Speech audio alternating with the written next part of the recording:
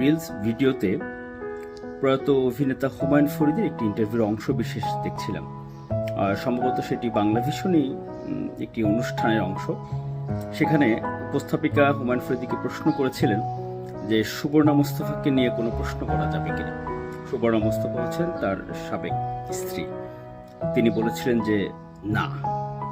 উপস্থাপিকা তাকে আবারও প্রশ্ন করেছিলেন কেন।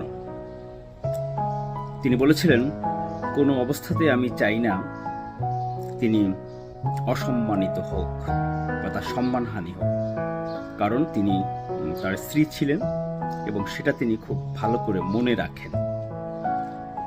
আসলে এই কথা শুনে যে কেউ নিশ্চয়ই হুমায়ুন ফরিদির প্রতি ব্যক্তি হুমায়ুন ফরিদির প্রতি শ্রদ্ধা নিশ্চয়ই বেড়ে যাবে।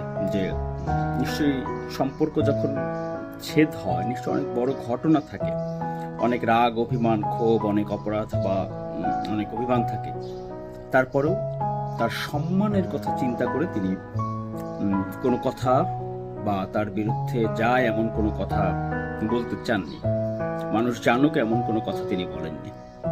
কিন্তু আজকে আপনি চিন্তা করুন না, আপনার কোনো বন্ধু, আপনার সঙ্গী, আপনার স্বজন আপনার বিরুদ্ধে কত কথা বলছে। পান থেকে চুন খসলে আপনার বিরুদ্ধে নানা সমালোচনা, সত্য মিথ্যা নিয়ে বিনিয়ে কত কথা মানুষের কাছে বলে আপনাকে হেয় করবে।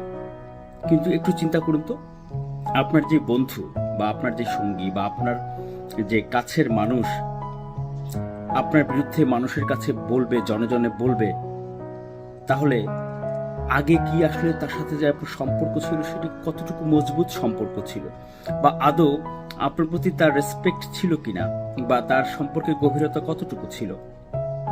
নিশ্চয়ই প্রশ্ন আসে, এরা আসলে কি করে, কেন বলে মানুষের কাছে?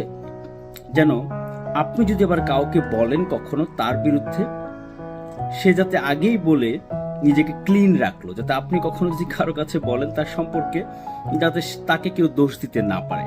কিন্তু তার মানে হচ্ছে আগে কখনোই সম্পর্ক ছিল না তাদের মধ্যে, সেই সম্পর্কের গভীরতাও ছিল না।